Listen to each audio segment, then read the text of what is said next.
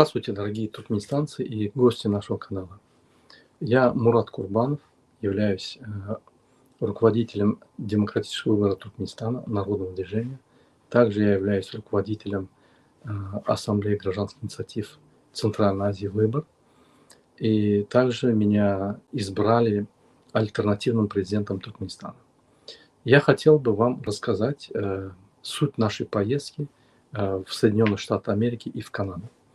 Как вы знаете, мы уже 2 дня находимся в городе Нью-Йорке. Здесь, в Нью-Йорке, мы, значит, встречаемся с журналистами, с политиками, с сотрудниками государства, со служащими. И наше обсуждение все проходит о Центральной Азии, о ситуации в Центральной Азии и, в частности, о Туркменистане. Мы всем объясняем, что Центральная Азия готова к переменам. В Центральной Азии будут эти демократические процессы. Они будут с участием кого-то или без участия кого-то, не принципиально, но они настанут. Они начинаются, и сейчас надо обратить внимание на Центральную Азию. Встречаясь с политиками, сенаторами, конгрессменами и руководителями международных организаций по поддержке демократии и демократических ценностей, мы ставим вопросы в основном о нашей поддержке, о поддержке гражданских инициатив Центральной Азии, о поддержке туркменистанцев, о том, что происходит, и мы хотели бы, чтобы происходило в Центральной Азии. Они очень рады к таким переменам, поддержка идет полная, и я думаю, что первая в Центральной Азии страна, как Туркменистан, начнет вот эти преобразования, за ней пойдут парад других стран Центральной Азии, которые будут переходить с авторитарной системы управления государством в демократическую систему управления государством, где выборы не фальсифицируются, а проводятся, где человеческая жизнь, его принципы, человеческие ценности на высшем уровне, выше, чем государственном уровне. То есть перейти на нормальное развитие государства в нормальном направлении. Вот. Мы запланировали в Нью-Йорке еще несколько дней. В частности, 2 декабря будет организован митинг, посвященный поддержке украинского народа в борьбе против агрессии Путина. Я почему говорю Путина? Потому что Путин ведет агрессию. Путин может ее остановить, если захочет. К сожалению, российский народ сегодня нет у него возможности остановить агрессию Путина. Поэтому мы поддержим украинцев, будут украинцы, очень много украинцев, которые приглашены на это мероприятие. Мы пригласили руководителя представительства Украины в ООН, который будет на этой стороне баррикады, как и мы, требовать соблюдения прав человека, поддерживать Украину, поддерживать все незаконные политические репрессии в Центральной Азии, в странах Центральной Азии. Поэтому через несколько дней мы окажемся в Вашингтоне. В Вашингтоне запланировано очень много встреч с конгрессменами, сенаторами, с разными организациями, которые занимаются развитием демократического общества, гражданского общества, демократических процессов во всем мире, отслеживают это все. У нас запланировано очень много встреч. Кроме этого, журналисты, мы даем интервью, очень много рассказываем цель нашего визита и ситуацию конкретно в Центральной Азии, в частности в Туркменистане тоже. Вот такие встречи запланированы в Соединенных Штатах. После этого мы поедем в Канаду. В Канаде у нас запланированы встречи, значит, и с представителями государства Канады, и с сенаторами, с политиками, и с журналистами. Лекции запланированы в университете, которые мы будем давать, выступать будем и объяснять ситуацию по Центральной Азии, о нуждах народов Центральной Азии, в какой ситуации они находятся, что творится там, эти авторитарные режимы, чем занимается Путин с его командой. Все это мы будем освещать и рассказывать. Я еще раз хочу подчеркнуть, туркменский народ и народ Центральной Азии, мы не против русских. Русский народ такой же пострадавший народ, как и мы. Мы против созданной системы авторитарной Путина, Такаева, Рахманова, туркменского Гурбан Бердымухамедова. Мы против этих авторитарных режимов. Мы за свободу наших граждан. за свободу их выбора, в какой системе они хотят жить, каким ценностям они хотят, значит, какие ценности они хотят защищать. Мы за это, поэтому мы им помогаем вот в этом направлении. И сегодня Россию захватил Путин со своей командой. Даже сотрудники ФСБ, наверное, не такие террористы, как Путин и его ближайшее окружение. Поэтому Кремлем управляют бандиты, которые контролируют диктаторов Центральной Азии и не дают им ни возможности быть независимыми. И вся наша независимость Центральной Азии – это просто на бумаге. Реально Путин воспринимает ее как свои страны и свое влияние. Ни Туркменистан, ни Казахстан, ни Кыргызстан, ни Таджикистан, ни Узбекистан не должны зависеть ни от кого. Это самостоятельное государство. Народы должны определять сами. Все должны их уважать. Поэтому мы за самостоятельность Центральной Азии, стран Центральной Азии и их народов. Каждый народ имеет право на самоопределение, на политическую систему, на свободные выборы, на демократическим ценностям или другим ценностям, неважно.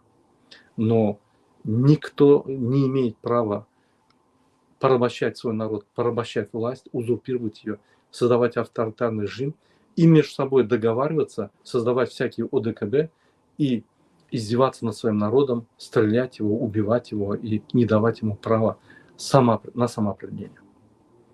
Поэтому, уважаемые гости нашего канала, мы туркменистанцы, мы участники Ассамблеи гражданских инициатив, в которой входят все представители Центральной Азии. Мы за то, чтобы Центральная Азия была самостоятельной, не было региональной политикой Путина, Эрдогана, китайцев или еще кого-то. Нет. Самостоятельно определяют свою политику и самостоятельно держат свою независимость. И мы, Центральная Азия, должны друг другу помогать в этом вопросе. Каждый народ должен другому народу помочь в защите своих прав, территорий, собственности. Мы между собой не должны иметь никакие конфликты. Все спящие конфликты, которые Путин создавал в Центральной Азии, мы должны убрать, объясниться друг другом. У нас всегда есть варианты решения любых задач. Поэтому мы должны объединяться, мы должны дружно вместе продвигаться вперед и защищать друг друга. Уважаемые туркменистанцы, я бы хотел напомнить другую цель нашего визита. В Туркменистане идут перемены. Раньше мы были пятой страной, значит, последней страной в списке, которая шла к демократизации своего общества и к переменам.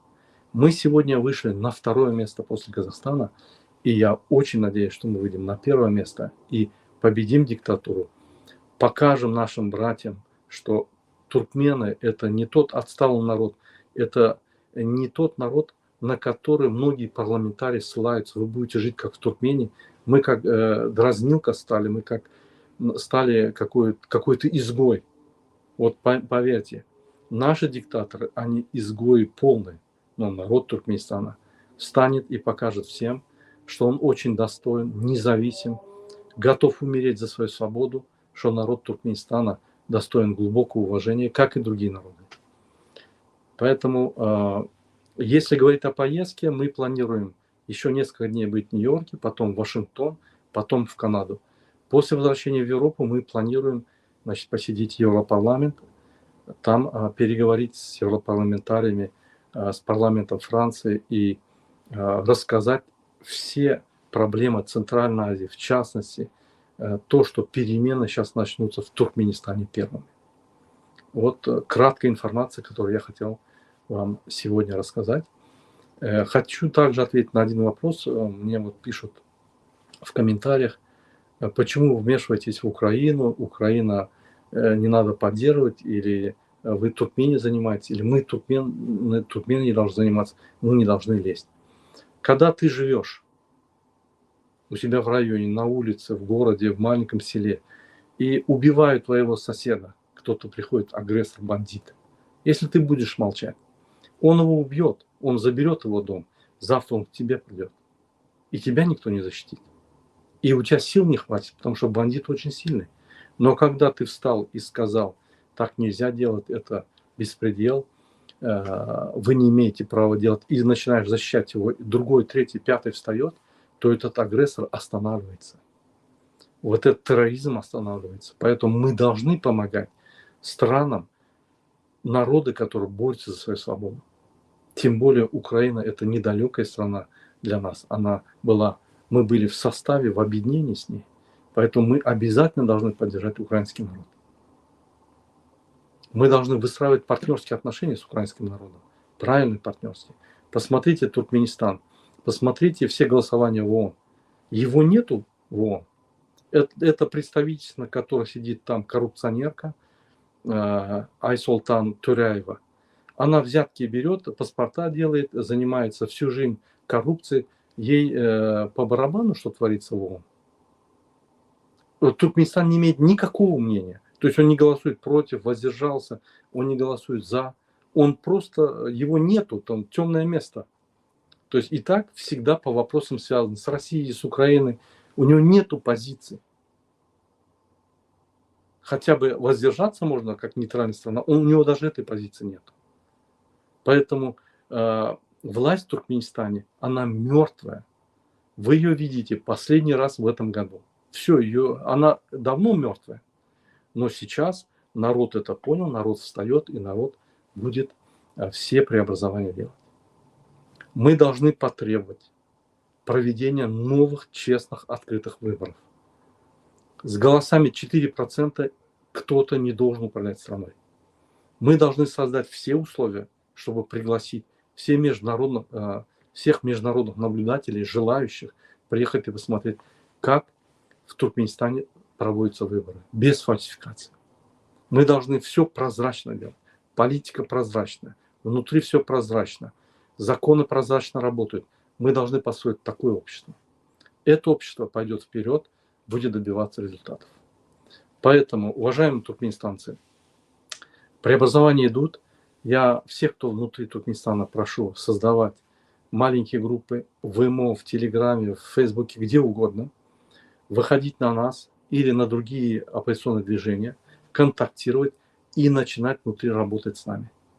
Мы будем вам объяснять, помогать, разъяснять, как мы синхронно можем работать и как мы синхронно должны прийти к тому, чтобы мы оказались все вместе перед дворцом президента и потребовали перевыборы, потребовали справедливых выборов в Туркменистане.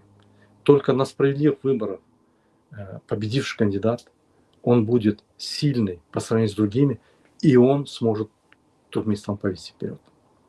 Поэтому выборы должны быть не только президента, не только парламент. Везде выборы должны быть, и должно быть, это наше обыденное дело. Мы должны всегда выбирать лучших из лучших. Мы должны все иметь право выдвигаться. Любой человек должен выдвигаться. Это и есть свободное общество. Любой человек имеет такие же права, как и другой. Нету такого, один президент стал, пока он не умрет, пока он не передаст своему сыну власть, эта власть никогда не меняется. Несменяемость власти – это диктатура. Так не бывает нигде. Так бывает в Северной Корее, так бывает в Туркменистане. Поэтому мы должны уходить от этого. На этом я заканчиваю свою передачу. Если у вас есть вопросы, если вы хотите с нами работать вместе, связывайтесь с нами в Телеграме. Есть ДВТ Активист Час, есть мой Телеграм адрес. Вы связывайтесь с нами, связывайтесь с активистами и подключайтесь. ДВТ или Мурат Курбанов или демократическая платформа не сможет победить без вас. Мы без вас ничего не сможем сделать. Поэтому вы должны понять, что мы все вместе должны это делать. Только так мы сможем победить режим. Потому что мои, ваши, всех, наши родственники работают и в полиции, и в нацбезопасности, и вице-премьерами, и министрами, и внизу. И тот, который переключает стрелки, и тот, который включает свет, и тот, который смотрит за газовой трубой. Все это мы, народ. Это не Бердымухамедова. Бердымухамедова со своим родственником сидят наверху, нас зажимает, наши права забирают и воруют наши деньги, наши природные ресурсы. Все деньги поступают от природных ресурсов. Это несправедливо. Эту несправедливость мы должны остановить. Я буду регулярно выступать. Если у вас вопросы есть, вы в комментариях можете указать. Я систематически буду отвечать на ваши вопросы. У нас сегодня третий день в Америке. Работы очень много. Мы даем много интервью, много репортажей. Мы ведем много переговоров. У нас целая команда. И я думаю, что мы в этой поездке добьемся очень больших результатов. Спасибо всем за внимание. Только вперед.